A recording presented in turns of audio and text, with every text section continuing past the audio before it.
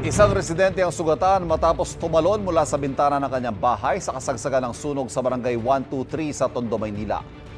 Live update tayo sa unang balita ni James Agustin. James.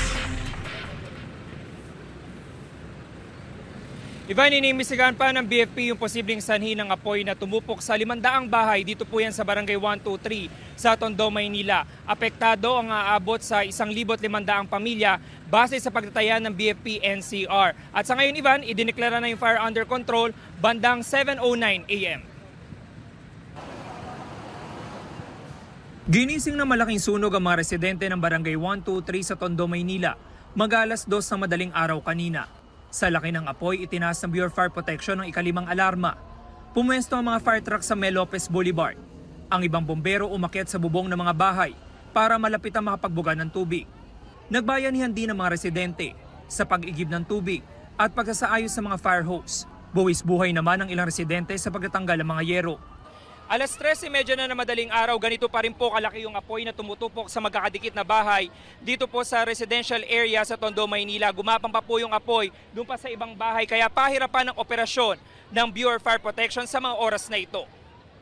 Matapos ang 1.5 oras, kinailangang itaas sa Task Force Charlie ang sunog.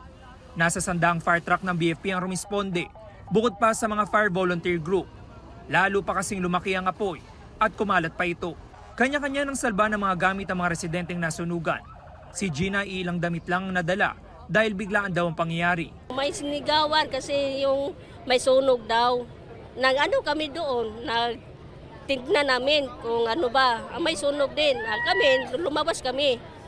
Ito lang yung ano namin, dinala. Mahirap kasi walang natira.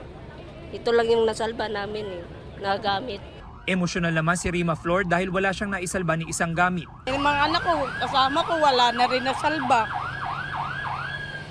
Kaya, kapit na lang sa Panginoon, wala na mangyayari. Nandyan na eh. Biglaan lang eh. Kinilangan respondihan ng rescue team si Yuki na iniinda ang kanyang kaliwang paa na sumabit sa wire. Tumalon kasi siya mula sa bintana ng nasusunog na bahay para makaligtas. Kasama niya muntik matrap ang 3 taong gulang niyang anak na si Sakura. Pagkabukas ko, nataranta na ako.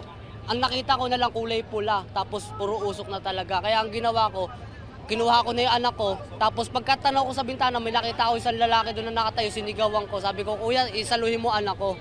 Tapos pagkasalo niya, ako po, no choice na tumalon na rin po ako. Nananawagan ng tulong ang mga residenteng naapektuhan. Lumalapit po kami sa inyo, sana tulungan niyo kami. Dito kami sa barangay 123 na sunugan.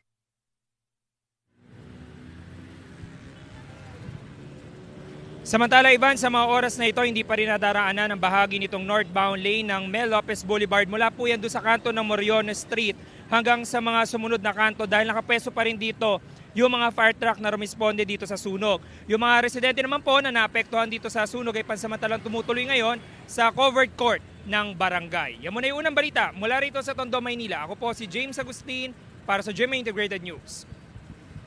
Kapuso, huwag magpapahuli sa latest news and updates. Mag-iuna ka sa balita at mag-subscribe sa YouTube channel ng GMA Integrated News.